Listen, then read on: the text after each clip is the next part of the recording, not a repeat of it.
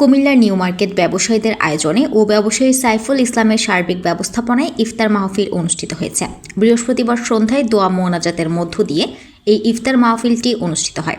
ইফতার মাহফিলে প্রধান অতিথি হিসেবে উপস্থিত থেকে দোয়া মোনাজাতে অংশগ্রহণ করেন কুমিল্লা মহানগর বিএনপির প্রতিষ্ঠাকালীন আহ্বায়ক ও কুমিল্লার নবগঠিত দোকান মালিক সমিতির সহসভাপতি শওকত আলী বকুল, মহানগর কৃষক দলের সাধারণ সম্পাদক ইকরাম হোসেন তাজ, মহানগর যুব দলের যুগ্ম আহ্বায়ক শহীদুল ইসলাম ছোটন, সেলিম মিয়া, নুরু মিয়া, মোহাম্মদ সাইফুল ইসলাম, মোহাম্মদ এনামুল, কাউসার আহমেদ, বাবুল মিয়া।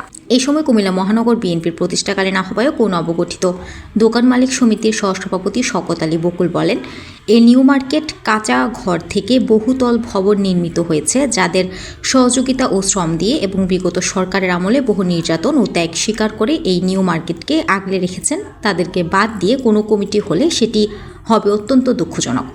আমি নবগঠিত কুমিল্লা দোকান মালিক সমিতি নেতৃবৃন্দদের দৃষ্টি আকর্ষণ করে বলবো, আপনারা সরজমিনে গিয়ে সব কিছু যাচাই বাছাই করে এই কমিটিটি পুনর্গঠন করে এবং আগে কমিটিকে বিলুপ্তি ঘোষণা করেন।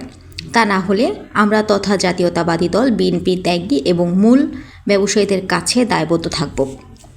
এই সময়ে ব্যবসায়ী সাইফুল ইসলাম এই ইফতার মাহফিলে সকলে অংশগ্রহণ করায় কৃতজ্ঞতা জানান এবং কুমিল্লা মহানগর বিএনপির সাধারণ সম্পাদক ইউসুফ মোল্লার পক্ষ থেকে সকলকে অভিনন্দন জানান।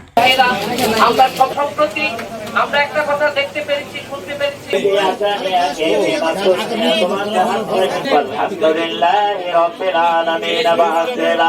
সকলকে তুমি হেফাজত করে রাখিও আল্লাহ।